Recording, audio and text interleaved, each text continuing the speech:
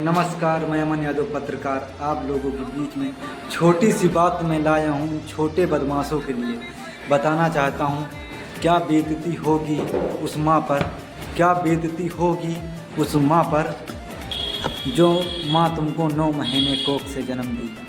मैं बताना चाहता हूँ, आप तो लड़ झगड़ कर, मार पीट कर या मार खा के जब पुलिस पकड़ लेती है, पुलिस प्रशासन, और जब तुम्हें वो ले जाती है जेल, पहली बार जाते हो तो 151 का चालान करा के चले आते हो। फिर तुम्हें और बड़ा शौक हो जाता है, फिर धीरे धीरे तुम पर बढ़ती जाती हैं तुम्हारे अंदर की जुलूसियाँ। जब तुम्हारे अंदर एकदम हृदय तुम्हारा पक्का हो जाता है, तुम बोलते हो अभी 151 से छूट के आया हूँ, क्या बड़ी कौन सी बात। तुम्हें नहीं पता ये 151 का मतलब क्या होता है। ये तुम्हारे 151 तुम्हारे जीवन की रेखा खींच जाती है। इससे पता चलता है कि तुम क्रिमिनल बन चुके हो, तुम क्रिमिनल बन चुके हो। 151 चालान इसीलिए कर दिया जाता है, कोई तुम दोबारा विवाद ना कर पाओ, इसीलिए 151 चालान कर दिया जाता है। मैं उन छोटे छोटे गुंडों से कहना चाहता हूँ, उन छोटे छोटे भाई बहनों से कहना चाहता हूँ, मत चढ़ाइए बदमाशी का शौक, मत चढ़ाइए बदमाशी का शौक, क्योंकि घर नाश हो जाता है बदमाशी के चक्कर में।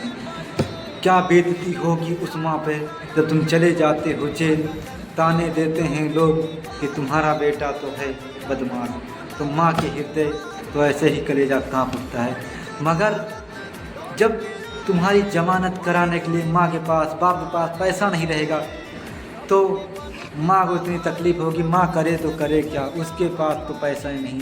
मगर बाप, एक बाप ऐसा पिता होता है, पिता इसीलिए कहलाया जाता है। हर कठोर, हर तपस में हर पत्थर टूट जाते हैं। जब पत्थर टूट जाते हैं तो बाप मेहनत करके पत्थर टूट कर पैसा कमा कर लाता है, तो एक एक पैसा जमा कर कर तुमको छुड़ा कर लाता है। तो तुम जब छूटते हो बाहर तो गदगद गदगद हो जाते हो।